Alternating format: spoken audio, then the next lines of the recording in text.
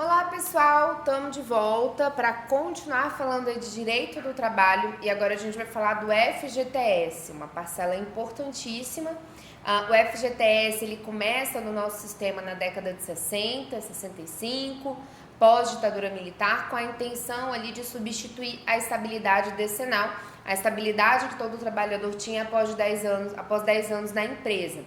Antes da Constituição de 88, ele é um sistema opcional e com a Constituição de 88 se unifica o sistema de FGTS e a gente consegue estabelecer o FGTS para todos os trabalhadores, tá? Então hoje os trabalhadores urbanos, rurais, domésticos, todos eles vão ter direito ao FGTS.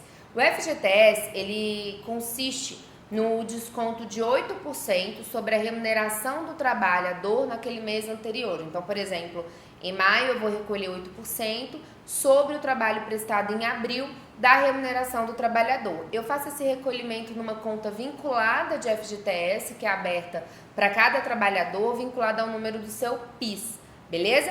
A lei que cuida do FGTS hoje é a 8.036, a lei do FGTS. E aí aqui a gente selecionou os artigos mais importantes da lei para ler com vocês, porque em geral quando cai é a letra da lei.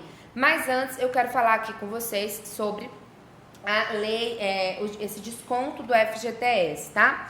A gente tem aqui, eu trouxe para vocês tanto a lei do FGTS quanto as súmulas importantes, tá? A gente trouxe essas súmulas aqui no material, mas antes eu quero falar aqui sobre algumas características desse depósito de FGTS. O prazo, tá, para pagamento do FGTS é o dia 7 do mês subsequente. Então, se eu estou falando do FGTS referente à remuneração de abril, até o dia 7 do mês de maio, o FGTS tem que ser recolhido. O valor do FGTS é de 8% e ele incide sobre a remuneração do mês anterior e também sobre o 13º salário. O FGTS sobre o aviso prévio também vai incidir, mesmo que esse aviso prévio tenha sido indenizado. A gente tem uma diferença que a gente já viu lá na aula do trabalhador aprendiz, de que esse trabalhador aprendiz ele tem um FGTS só de 2% e não de 8%. Então é a única exceção aqui em relação ao valor do FGTS de 8%, ok? A gente tem obrigatoriedade no recolhimento para os empregados domésticos, urbanos e rurais, e a gente tem uma hipótese de facultatividade, que é para os diretores que não são empregados. Aí como é que aparece na prova? Diretores empregados é um peguinha. A facultatividade é só para os diretores de empresa não empregados, ok? E também a gente tem uma obrigatoriedade no recolhimento para o empregado que é transferido para o exterior. Ele também tem direito a sacar o FGTS, beleza? Vamos ler aqui o artigo 15, que ele traz os aspectos gerais desse depósito. Olha aí. Para os fins previstos nesta lei, todos os empregadores ficam obrigados a depositar até o dia 7 de cada mês, em conta bancária vinculada, a importância correspondente a 8% da remuneração paga ou devida no mês anterior a cada trabalhador, incluída na remuneração as parcelas salariais remuneratórias e a do 13º, ok? Entende-se por empregador a pessoa física ou a pessoa jurídica, direito privado, e aí aqui ele traz um conceito de empregador bem amplo que só serve para FGTS, ok? Ele traz um conceito de empregador e trabalhador que não interessa muito pra gente. O que interessa é o que está aqui no parágrafo 3º, olha o que diz o parágrafo 3º. Os trabalhadores domésticos poderão ter acesso ao regime do FGTS na forma que vier a ser prevista em lei. A gente tinha uma facultatividade até 2015 para o recolhimento de FGTS para o doméstico, mas com a Lei Complementar 150 de 2015, eles passam a ter direito de forma obrigatória e não mais facultativa. Fiquem ligados nesse ponto. Hoje os trabalhadores domésticos têm por obrigatoriedade direito ao FGTS. Ok? Eu vou ler aqui os pontos que eu destaquei, tá, pessoal? Parágrafo 4º. O depósito do FGTS, ele é obrigatório nos casos de afastamento para prestação do serviço militar obrigatório e licença por acidente de trabalho. A gente já viu isso aqui lá na lei de suspensão do contrato de trabalho. São hipóteses em que mesmo diante dessa suspensão eu vou ter recolhimento de FGTS. Não se incluem na remuneração, ok? As parcelas que não são consideradas salariais pela lei de custeio previdenciário, vocês não precisam decorar. E os contratos de aprendizagem terão uma alíquota, tá? Do FGTS só de 2% e não 8%.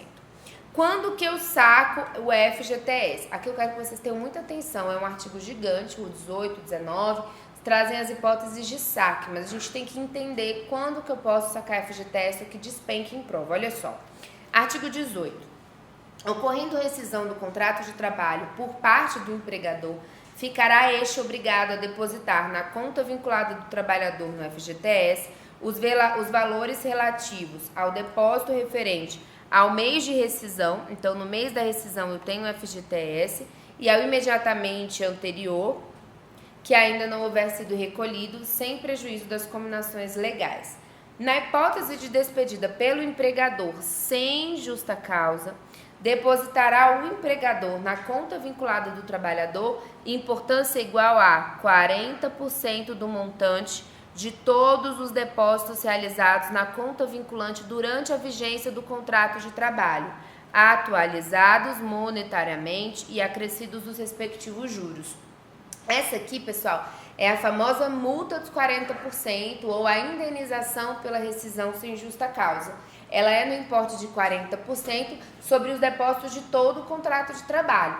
Mesmo que o trabalhador tenha feito uma retirada no curso desse contrato para comprar uma casa própria, por exemplo, mesmo assim ele vai ter direito a essa indenização de 40% sobre tudo que foi depositado, tá? Você não fica descontando o que já foi sacado, não, porque aqui é a multa. O cálculo da multa leva em consideração todos os depósitos de todo o contrato de trabalho, beleza? Volta aqui comigo, então se você quiser anotar aqui, essa é a indenização, tá? Pela dispensa sem justa causa. Quando ocorrer a culpa recíproca, vai ter direito a 20%. A gente já viu isso lá na aula de rescisão, ok? E aí a gente vai ter essa multa, o empregador vai ter que entregar os documentos e tudo mais. No caso de extinção do contrato de trabalho, serão observados os seguintes critérios. Havendo indenização a ser paga, o empregador, mediante comprovação do pagamento, poderá sacar o saldo dos valores por ele depositados na conta vinculada individualizada do trabalhador.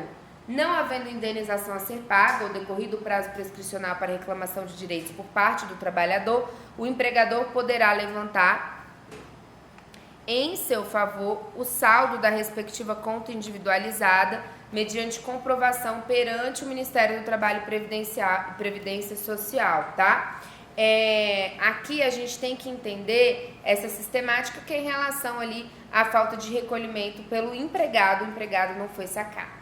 É devido o depósito do FGTS na conta vinculada do trabalhador, cujo contrato de trabalho seja declarado nulo, nas hipóteses previstas do 37, parágrafo 2º, que é a ausência de concurso público.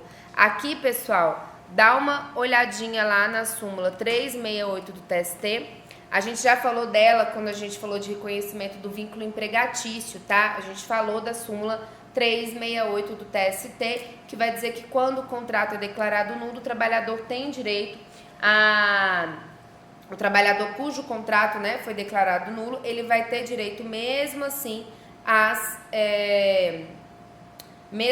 ao saque do FGTS, e aí é uma previsão expressamente legal, beleza? Então, lembrem aí dessa súmula, a gente já falou dela aqui nas aulas, beleza?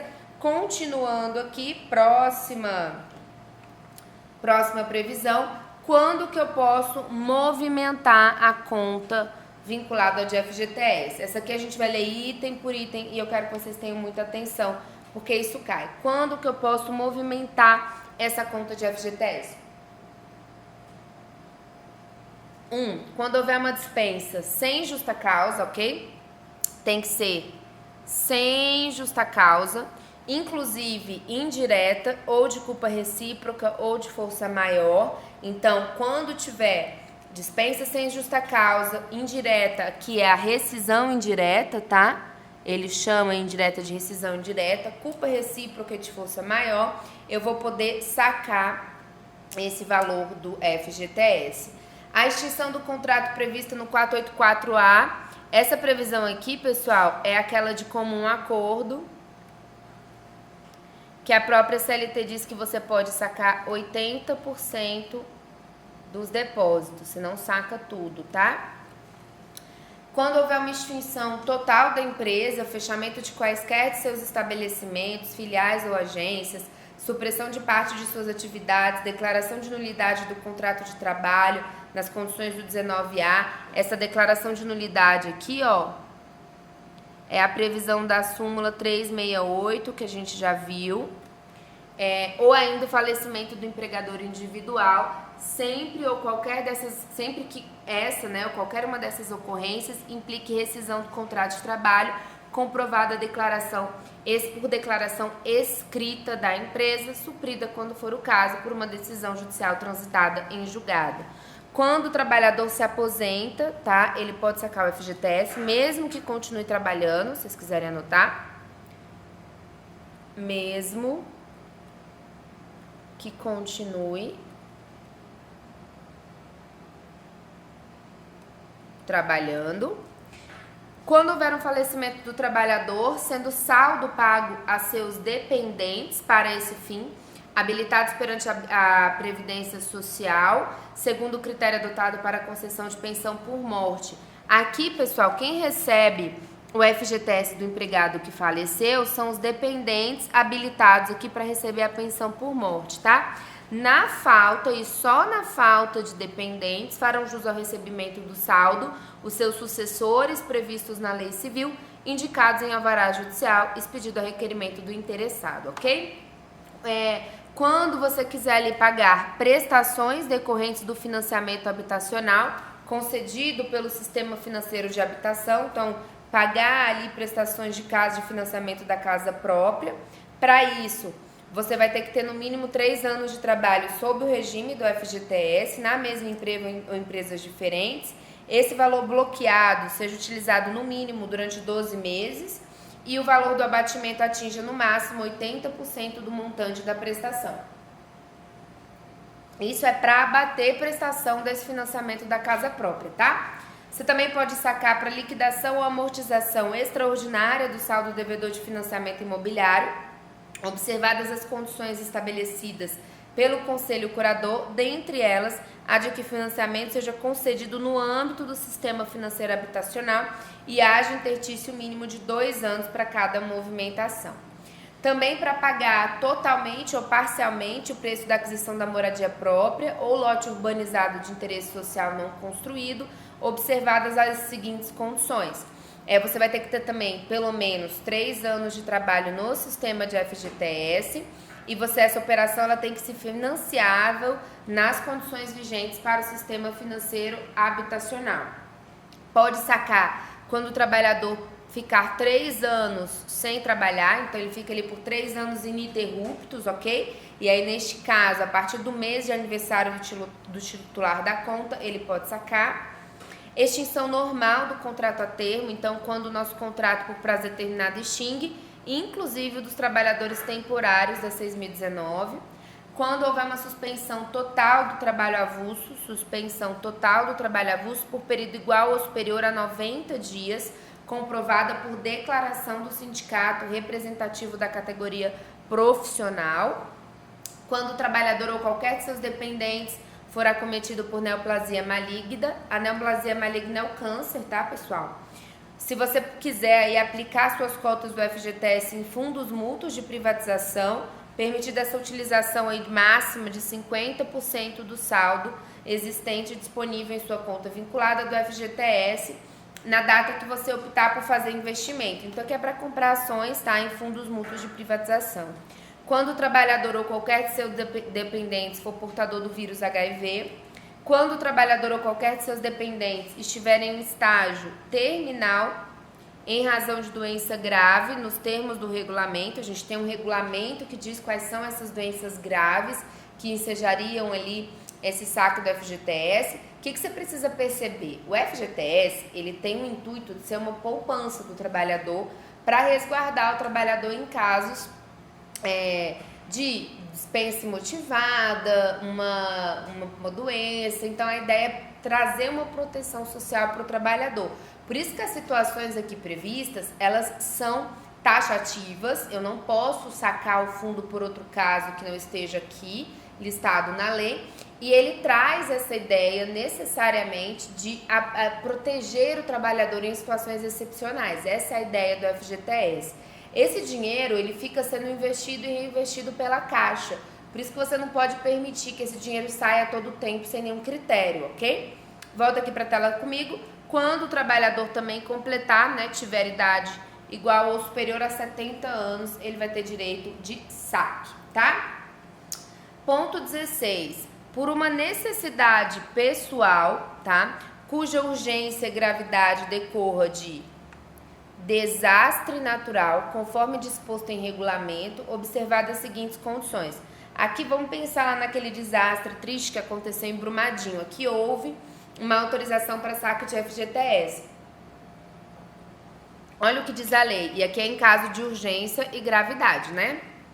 Quando, aí nesse caso, o trabalhador deverá ser residente em áreas comprovadamente atingidas pelo município ou DF, em situação de emergência ou em estado de calamidade pública, formalmente reconhecida pelo governo federal. Então, o estado reconhece essa situação de calamidade pública, o trabalhador ele deve residir nessa área.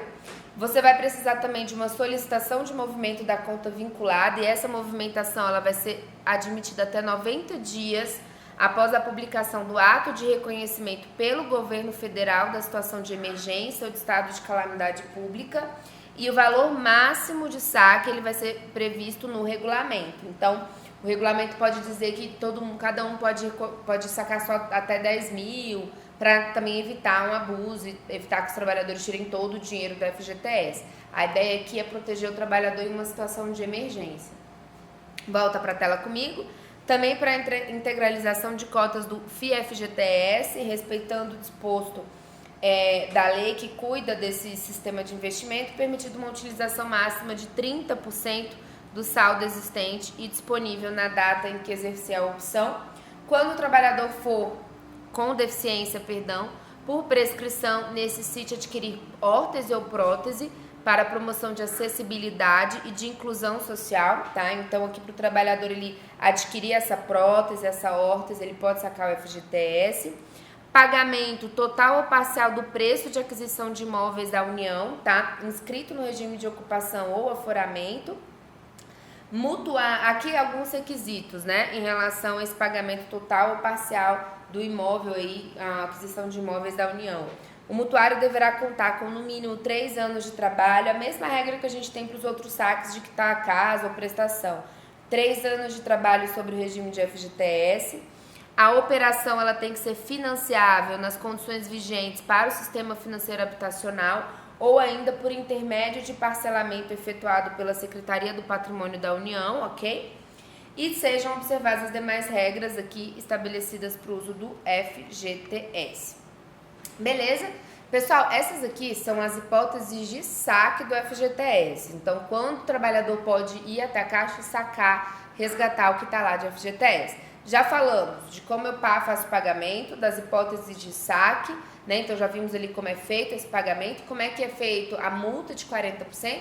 E vamos falar aqui da liminar. O STF entendeu recentemente que esse artigo 29B, que a gente vai ler agora, ele é constitucional, ele trata da liminar, tá, dessas ações. Olha o que diz o 29B. Não será cabível medida liminar em mandado de segurança, no procedimento cautelar ou em quaisquer outras ações de natureza cautelar ou preventiva, nem a tutela antecipada, ok? Que implique saque ou movimentação da conta vinculada do trabalhador do trabalhador no FGTS.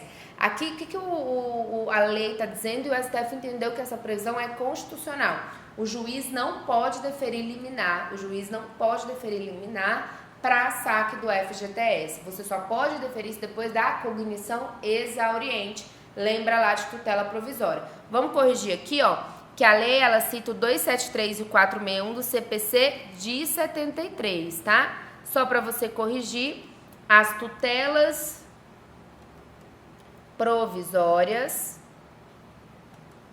estão nos artigos 294 a 311 do CPC. Beleza? Continuando aqui, pessoal, vamos falar um pouquinho sobre algo que a OAB já cobrou sobre o trabalhador que é transferido para o exterior. A Lei 7.064 de 82 é a lei que cuida do trabalhador que é transferido para o exterior, e o artigo 3º, ele é um artigo importante, por isso que eu coloquei aqui para vocês no material, porque ele vai falar tanto da teoria do conglobamento mitigado, tá? Que vai falar que para os trabalhadores que são transferidos para o exterior, eu vou aplicar essa teoria, aplicando aí os direitos, considerando cada matéria, ok? E ele fala do FGTS, ele vai falar que é direito do trabalhador que é transferido para o exterior o direito ao recolhimento dos depósitos fundiários. Então, registra que o trabalhador, mesmo sendo transferido para o exterior, ele vai ter direito a esse recolhimento. Ok? Volta aqui para a tela comigo. Eu quero fechar aqui com vocês, nós temos duas súmulas importantes para falar do FGTS. Primeira delas, a 362, é a súmula do TST que vai falar sobre a prescrição. Nós tínhamos, na verdade, na lei do FGTS, a prescrição trintenária. Não sei se você já ouviu falar que os depósitos fundiários prescreviam em 30 anos. Então, o trabalhador teria aí até 30 anos para cobrar do empregador o recolhimento dos depósitos de FGTS. Isso mudou porque o STF julgou uma ADI e determinou que a prescrição dos depósitos de FGTS é a mesma que está prevista na Constituição para os créditos trabalhistas, até 2 anos após a rescisão do contrato, observados os últimos 5 anos do ajuizamento da ação. Então, agora nós temos a mesma prescrição, 2 anos após o fim do contrato, observados os últimos 5 anos, também para os depósitos fundiários, ok? Igualou a prescrição, não é mais trintenária, porque o STF entendeu que essa prescrição trintenária seria inconstitucional. Obviamente, como é comum nos julgamentos de ações diretas de constitucionalidade, o STF modulou os efeitos e determinou ali uma data, 13 de novembro de 2014, para os efeitos da modulação. Dificilmente, apesar da data estar na súmula, dificilmente a OAB vai cobrar essa minúcia. Estou aqui citando porque está na súmula, mas o que você tem que levar para a sua prova, que há uma probabilidade muito grande de cair, é a prescrição dos depósitos fundiários. 2 anos após o final do contrato, os últimos 5 anos. Para fechar, agora ele fechar mesmo, a súmula 363, ela fala, tá, do contrato nulo. Nós já vimos que a própria lei 8.036 de 90 cita o contrato nulo. Então, aquele trabalhador que é contratado pela administração pública sem concurso público tem o seu contrato nulo, e conforme a súmula 363 do TST, esse trabalhador só vai ter direito aos salários correspondentes às horas efetivamente trabalhadas, observando sempre o salário mínimo, e os depósitos de FGTS, apenas isso. Lembrando aqui que a gente tem uma súmula relativamente recente, que é a 461, que vai dizer que o ônus da prova em relação ao recolhimento dos depósitos fundiários é de fato do empregador, ok? Então, o empregador é quem tem o ônus de provar o recolhimento do FGTS correto, ok? Pessoal, nós terminamos aqui com a FGTS, ok? Um tema importante, uma verba aí que incide sobre a remuneração do trabalhador. Fica ligado nas observações e, como sempre, a gente deixa o material aí um pouco extenso para vocês lerem e relerem a letra da lei, porque o OAB e a FGV gosta também da letra da lei. Beleza? Até a próxima. Qualquer dúvida, manda aqui para a área do aluno que a gente está à disposição.